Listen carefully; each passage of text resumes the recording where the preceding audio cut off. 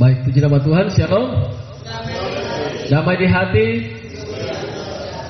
Puji nama Tuhan, Bapak Ibu Saudara sekalian. Meskipun bangku-bangku banyak yang kosong, tapi tujuan kita bukan melihat satu dengan yang lain, meskipun itu baik, tetapi tujuannya adalah kita bersekutu di dalam Tuhan. Amin. Nah, Bapak Ibu Saudara sekalian, ada satu ilustrasi, satu cerita. Ada seorang mabuk yang dia mabuk, terlalu mabuk. Lalu satu ketika dia pulang, karena kebetulan itu hari di mana ada kegiatan-kegiatan rohani, dia lewat di pinggiran sungai. Lalu ada pendeta yang membaptis jemaat-jemaatnya di situ.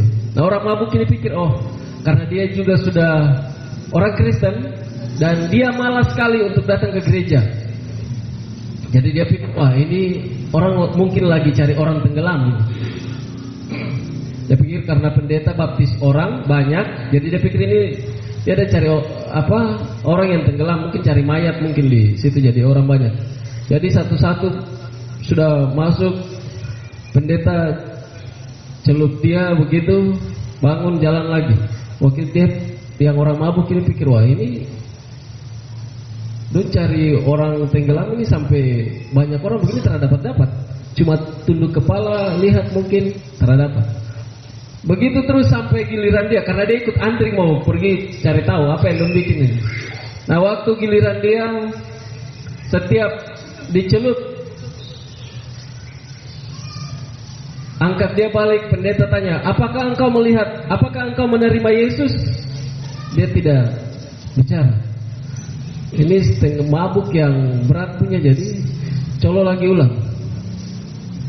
Pendeta tanya lagi, apakah engkau menerima Yesus? Dia diam lagi, tapi dia sudah jengkel. Itu bah, ini dong bikin apa gitu. Ketiga kali waktu dicelup dia baru angkat kepala dan pendeta tanya, apakah engkau menerima Yesus? Langsung dia jawab, pendeta, apakah Yesus tenggelam di sekitar sini? Nah, Bapak Ibu Saudara sekalian, makna dari cerita ini adalah bahwa kadangkala kalau akal kita sehat, akal kita baik, maka kita akan menerima perbuatan baik itu dengan baik pula. Tetapi kalau akal kita terganggu, cara berpikir kita terganggu, perbuatan sebaik apapun seseorang kepada kita, itu akan kita menilai dengan salah. Jadi kalau orang yang baik mau melakukan sesuatu kepada kita, tapi karena tendensinya kita, cara berpikir kita sudah anggap orang itu tidak baik, berpikir orang itu pasti ada maunya dan seterusnya, maka perbuatan baik di mata kita itu, perbuatan baiknya orang di mata kita itu, kita anggap bukan sesuatu yang bermanfaat, dan kita mulai untuk membangun opini, mulai kita bikin sesuatu yang tambah merugikan, bikin sesuatu yang bisa membawa kehancuran, tidak ada kedamaian dan seterusnya. Dan itulah di pagi hari ini saya ingin mengajak kita semua untuk melihat kebaikan Tuhan yang sudah Tuhan nyatakan dalam hidup kita. Namun kadangkala kita sebagai orang percaya, sebagai orang Kristen, kadangkala kita kehilangan akal, cara berpikir, iman dan pengharapan itu di dalam Dia. Kadangkala kita lupa tentang semua itu, sehingga kita malah tahu dengan berbagai tanggung jawab yang dipercayakan di dalam kehidupan kita sebagai orang percaya maupun sebagai satu persekutuan yang Tuhan percayakan. Nah, Bapak Ibu Saudara sekalian, kita secara organisasi baru merayakan HUT gereja kita yang keberapa? 46, bukan 64 toh? 46 dengan 64 mana yang lebih besar? 64. Tetapi apakah 46 juga itu sudah kategori usia dewasa atau tidak?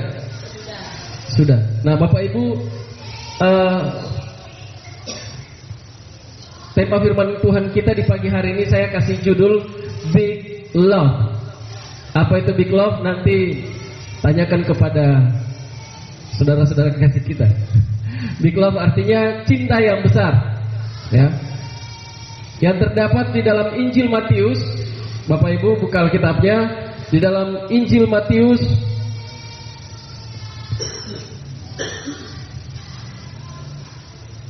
pasal yang ke-9.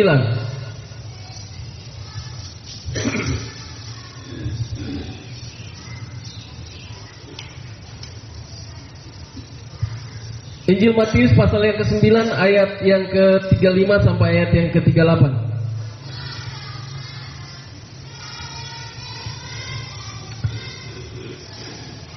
Sudah menemukan? Injil Matius pasal yang ke-9 ayat 35 sampai ayat yang ke-38.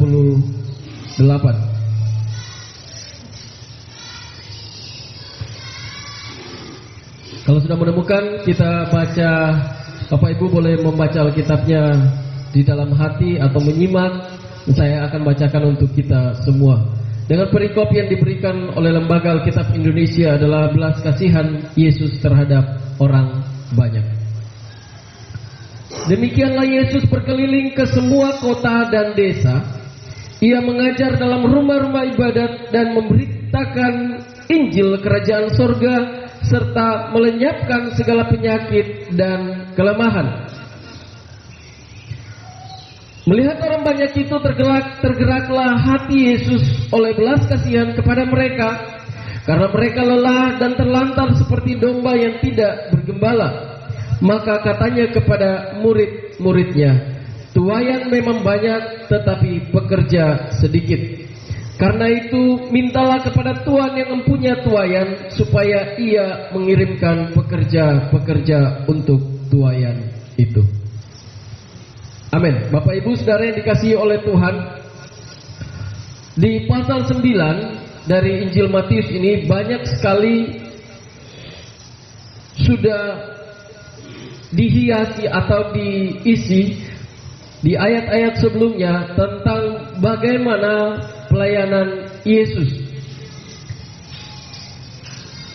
Berbagai hal yang seolah-olah menjadi kebutuhan manusia pada umumnya seperti mujizat, kekuatan secara spiritual, itu Yesus sudah berikan secara menyeluruh kepada orang-orang yang saat itu dilayani.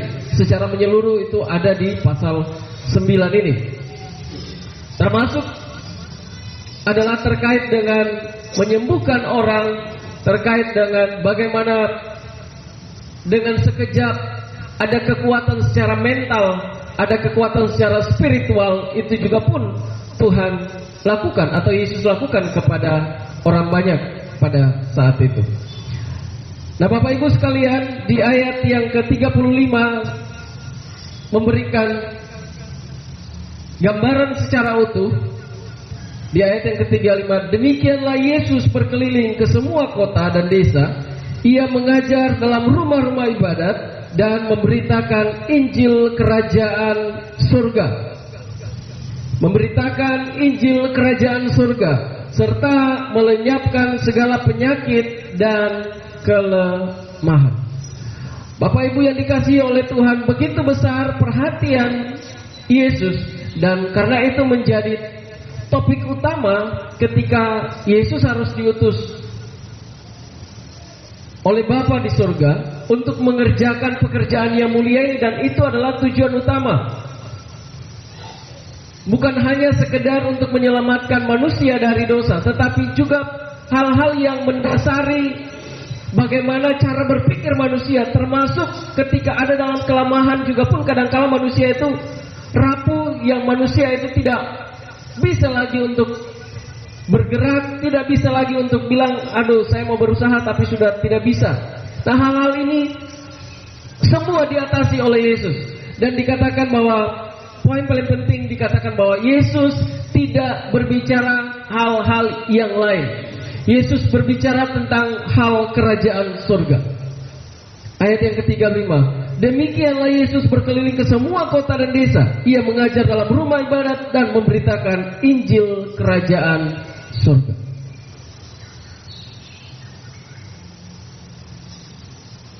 Injil itu dari bahasa Yunani atau kalau diterjemahkan dari bahasa Yunani adalah kabar sukacita. Maka kalau orang atau pendengar Yesus pada saat itu, orang-orang yang putus asa, orang-orang yang butuh pertolongan, orang-orang yang kehilangan kasih dalam hidupnya, Yesus hadir untuk menyatakan itu, bahwa ada kasih Tuhan yang mampu mengampuni, yang mampu untuk bahkan mengatasi. Tidak hanya mengampuni dosa, tidak hanya juga memberikan kekuatan, tetapi mengatasi semua. Ya. Ia mengajar dalam rumah-rumah ibadat dan memberitakan Injil Kerajaan Surga serta melenyapkan segala penyakit dan kelemahan. Bapak Ibu Saudara sekalian, di usia 46 tahun Gereja Kristen Alkitab Indonesia harusnya menjadi evaluasi bagi kita sebagai secara organisasi. Nah, pertanyaan besar bagi kita, saya dalam menyiapkan bagian ini, pertanyaan besar muncul adalah bahwa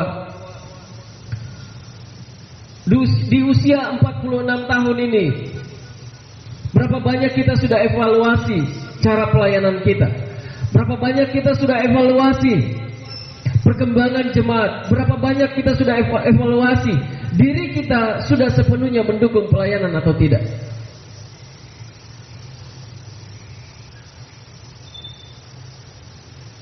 Ya.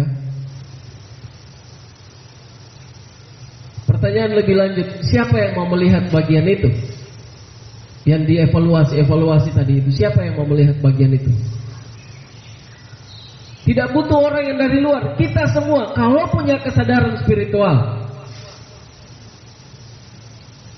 Ya. Kita semua.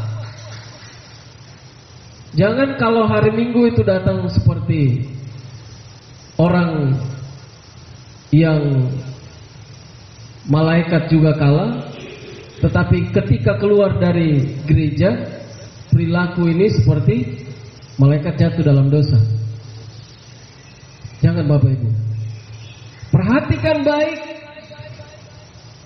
Pelayanan sekali lagi itu adalah secara holistik, secara menyeluruh. Tidak hanya berbicara dalam gedung gereja yang kita kumpul ini, tetapi bagaimana ketika bertemu dengan keluarga kita bisa membangun spiritual, membangun komunikasi, membangun cara berpikir yang baik. Bukan ketemu satu dengan yang lain lalu sudah mulai menghancurkan, sudah mulai menggosip, sudah mulai menjatuhkan dan seterusnya. Hal-hal semacam ini sampai kapanpun itu tidak akan membawa dampak yang baik dalam sebuah pelayanan, dalam sebuah persekutuan, mau itu pekerjaan gereja ataupun persekutuan secara keluarga, tidak akan membawa dampak. Maka Yesus ayat 35, ayat 36 itu dengan jelas melihat orang banyak itu.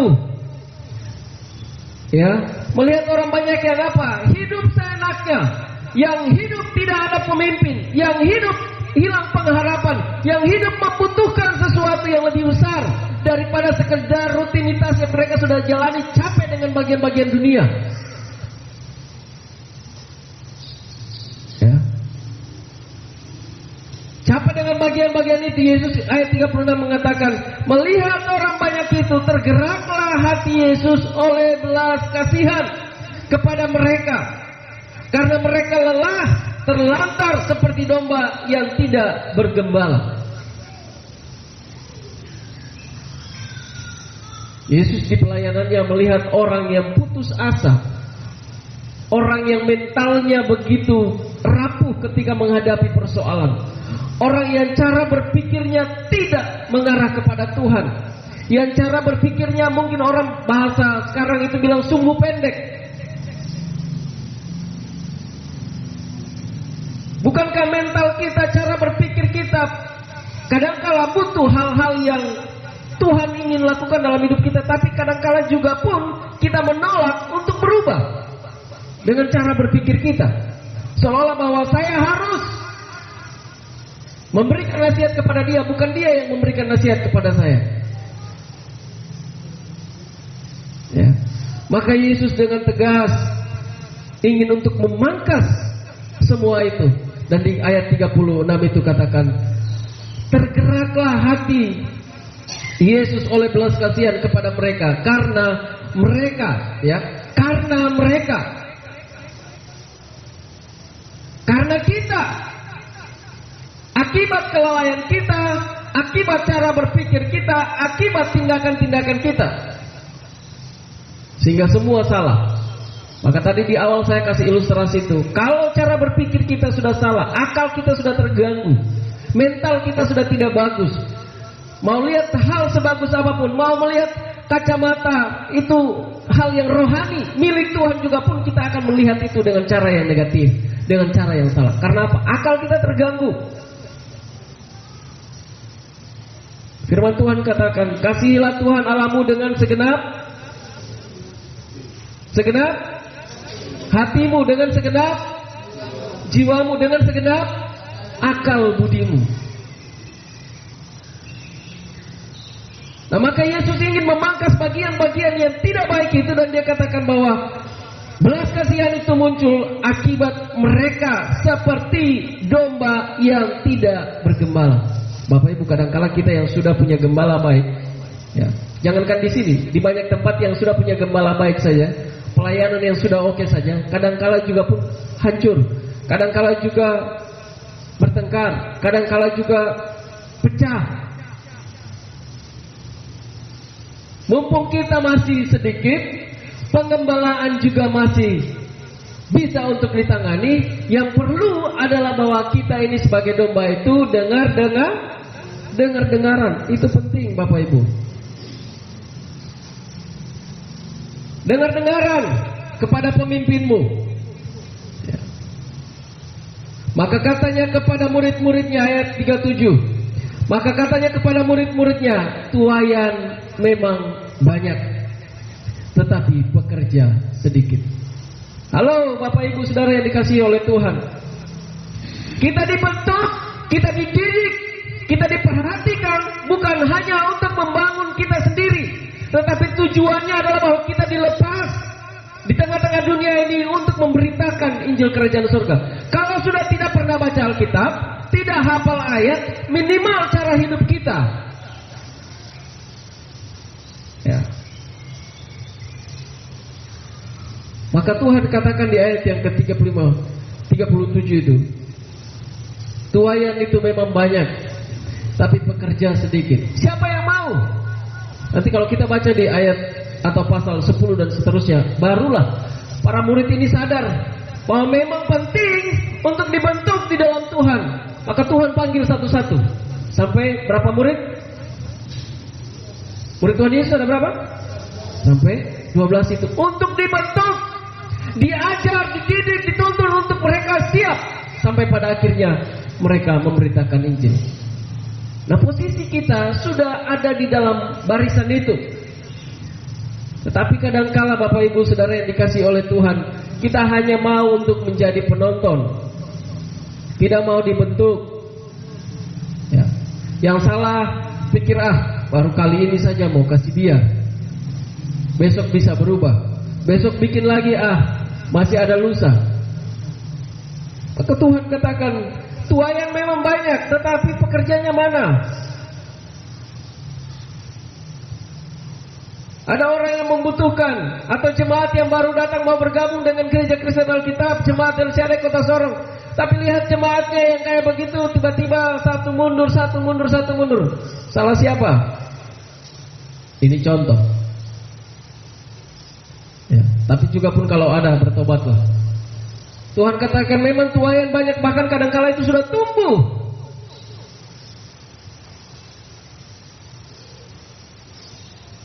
Bapak Ibu, yang orang bertanam pisang atau berkebun, tanaman itu sudah tumbuh, rumput itu ikut tumbuh tidak? Tumbuh. Nah, yang punya kebun itu perlu untuk membersihkan atau tidak? Perlu sekali untuk membersihkan. Pekerja itu harus ada. Maka Tuhan katakan memang tuaian sudah siap ini. Tuaian sudah ada, tetapi kita kadang-kala yang tidak siap. Ya, tukang emosi mau pergi beritakan Injil kayak saya, agak susah.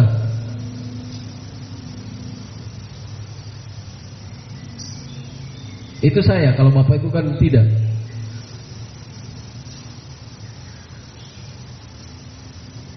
Mau pergi perdamaikan keluarga yang lagi berantakan, yang lagi berantem, yang lagi marah-marah. Mau pergi ke sana, pergi bikin provokasi lagi tambah. Tuhan bilang, ini tuayan ini. Kau harus membentuk dirimu untuk siap ke sana.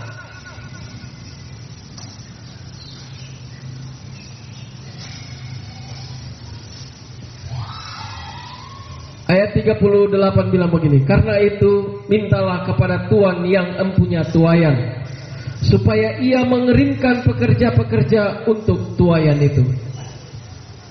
Bapak Ibu, siapapun kita sebagai orang percaya, tidak akan bisa kita berdiri hanya dengan kekuatan kita di tengah-tengah dunia ini. Mau mengandalkan jabatan, mau mengandalkan harta, mau mengandalkan keluarga, pada akhirnya semua akan runtuh.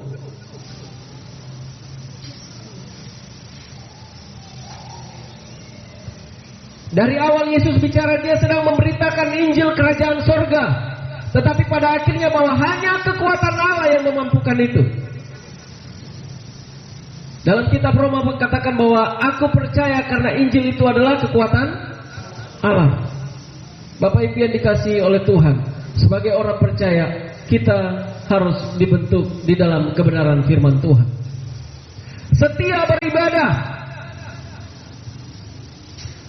rajin berdoa, baca firman, supaya di tengah-tengah kelemahan kita mengetahui ada kekuatan Allah yang terus memampukan kita. Bukan karena ketika ada persoalan malas baca Alkitab, pemalas berdoa, baru ada masalah mulai muncul pikiran-pikiran emosi, pikiran-pikiran yang terbaik. Akal kita mati, cara berpikir kita juga pun tumpul. Lalu pada akhirnya kesalahan demi kesalahan yang akan muncul. Bapak Ibu yang dikasihi oleh Tuhan, dari catatan yang kita baca ini, dari firman Tuhan yang kita baca ini, ada 3 hal yang ingin saya sampaikan kepada kita di pagi hari ini. Yang pertama adalah bahwa kerja keras dan mau berkorban. Bapak Ibu, Yesus di ayat 35, firman Tuhan katakan, Yesus berkeliling ke semua kota dan desa. Berkeliling ke semua kota dan desa, yang hari ini kadang-kala kita sangat mudah menjangkau kota satu dengan kota yang lain hanya dengan menggunakan kendaraan. Kalau haus tinggal beli air minum. Situasi sudah jauh berbeda, dipermudahkan kita. Tetapi Bapak Ibu, pesan moralnya bagi kita adalah, pesan rohani bagi kita adalah bahwa jangan mematikan akal dan cara berpikir kita di dalam Tuhan. Kerja keras itu penting, ya. Kenapa kerja keras itu penting? Karena ada yang akan diberitakan kepada dunia ini. Akan ada yang ingin disampaikan. Ada orang banyak yang akan melihat cara hidupmu. Amin. Amin.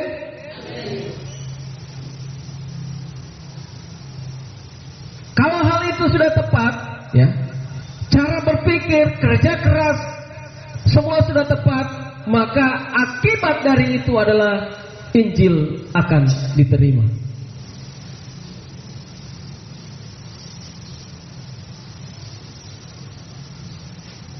Ya, Injil akan diterima, pemberitaan akan diterima, cara hidupmu akan diterima, cara berpikirmu sesimpel apapun akan diterima.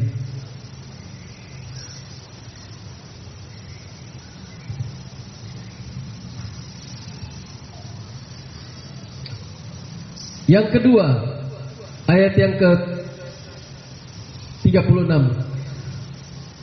Melihat orang banyak itu tergeraklah hati Yesus oleh belas kasihan. Yang kedua adalah saya mau katakan kepada kita semua, kasih Tuhan itu selalu baru setiap waktu. Masalah pergumulan apapun dalam hidup kita hari-hari ini, apalagi dimensi politik yang terus berjalan, yang kadangkala mengguncang sendi-sendi persekutuan, yang kadangkala mengguncang sendi-sendi kekeluargaan, bisa hancur persekutuan sebagai keluarga. Ingat, politik itu hanya sementara. Bahkan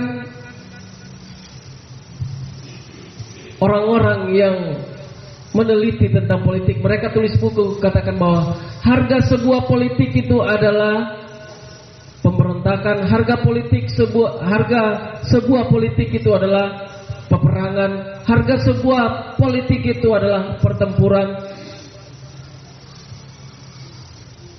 kekacauan. Nah, kalau orang tidak rasional dalam cara berpikir, ya, mengelola ini, maka akan hancur. Tapi Yesus katakan dengan baik bahwa ada belas kasihan yang ingin Tuhan taruh dalam hidup kita. Tujuannya adalah supaya kita mampu mengelola tanggung jawab yang Tuhan kasih ini dengan baik. Karena apa? Sejahat apapun atau cara kita yang salah, kasih Tuhan itu selalu ada, asalkan ada pertobatan dalam hidup kita. Ya. Maka jangan lupa bahwa ada Tuhan dalam setiap perjalanan hidup kita. Mau karir kita seperti apapun, ya. Mau kita kerja di ladang, kerja di pasar, itu ada Tuhan di sana. Mau kita sebagai pejabat, mau kita sedang berperang dalam peperangan politik juga pun ada Tuhan di sana. Tapi kadangkala kita mau libatkan Tuhan atau tidak, itu kembali kepada kita, Bapak Ibu. Mau kita dipakai oleh Tuhan untuk tanggung jawab yang benar, untuk tanggung jawab yang mulia atau tidak. Kita mau dipakai oleh Tuhan sebagai jembatan untuk menunjukkan kasih Tuhan, mau atau tidak.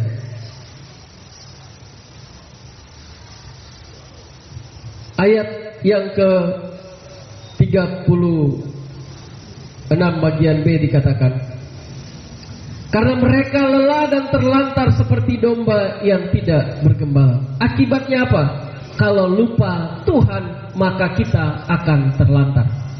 Kalau lupa Tuhan, maka kita akan berantakan. Kalau lupa Tuhan, maka kita akan berjuang dengan kekuatan-kekuatan kita sendiri. Ya. Jangan pernah lupa Tuhan, karena kasih Tuhan selalu baru setiap waktu.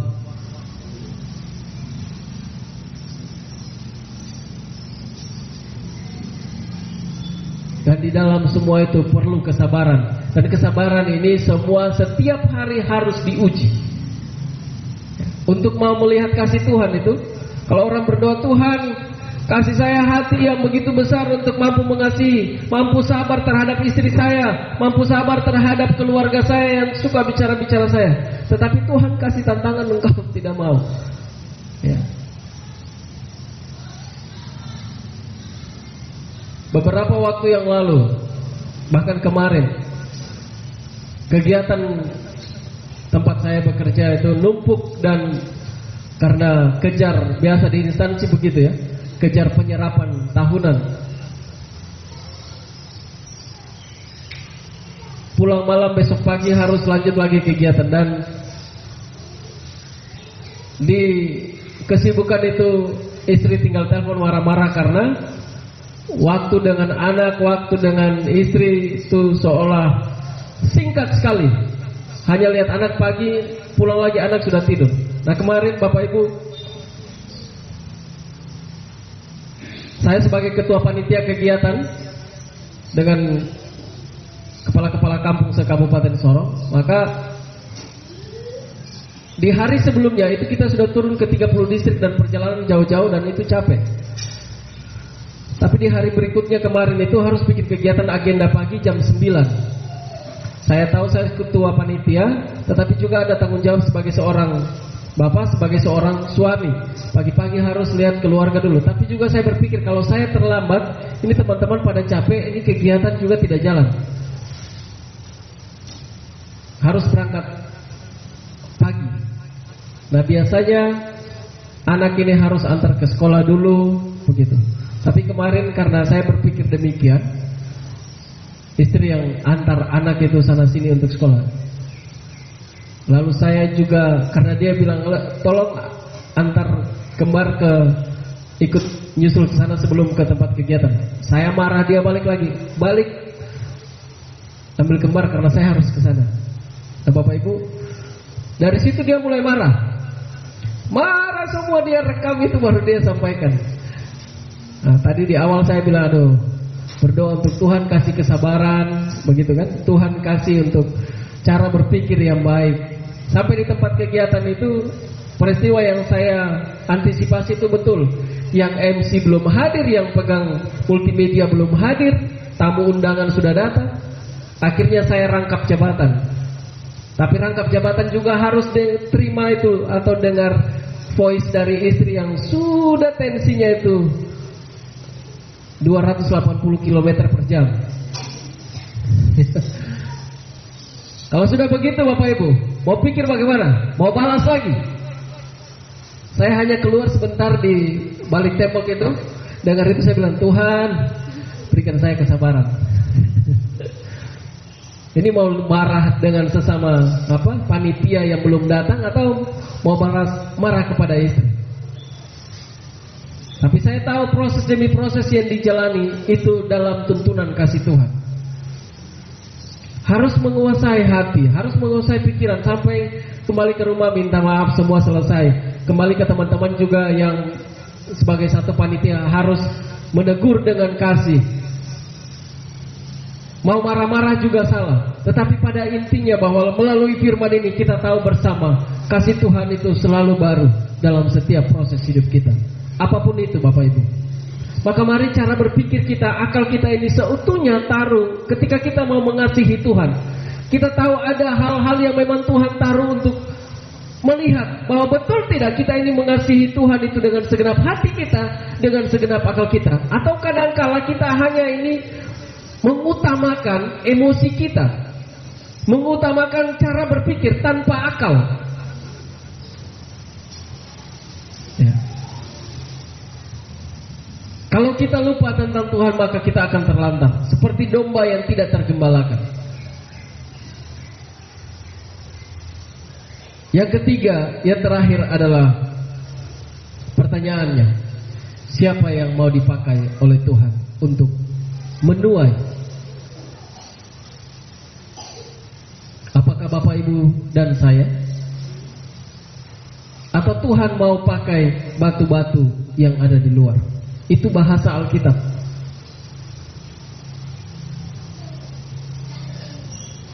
Ya.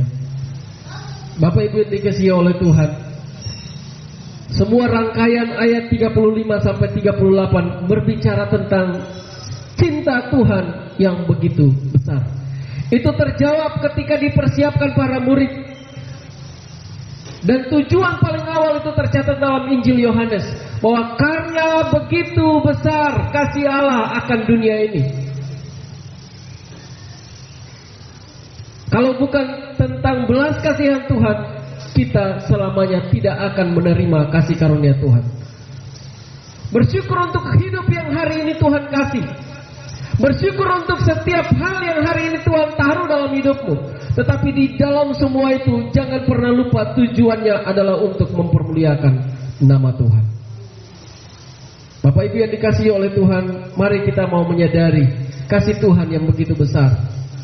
Di usia 46 tahun gereja kita, seharusnya kita sudah lebih baik lagi dalam mengelola persekutuan kita sebagai jemaat. Terlebih dari itu, sebentar lagi kita akan memasuki bulan Desember, memperingati kelahiran Kristus dalam hidup kita. Oleh sebab itu Bapak Ibu yang dikasihi oleh Tuhan, persiapkan hati kita untuk Tuhan selalu ada, menuntun dan memimpin hidup kita, supaya setiap hari yang kita lakukan seperti firman Tuhan, berdoa apapun juga yang dijumpai oleh tanganmu untuk yang dikerjakan, kerjakanlah itu seperti untuk Tuhan, bukan untuk manusia. Maka dari situ Tuhan akan memberkati hidup kita. Amin Bapak Ibu.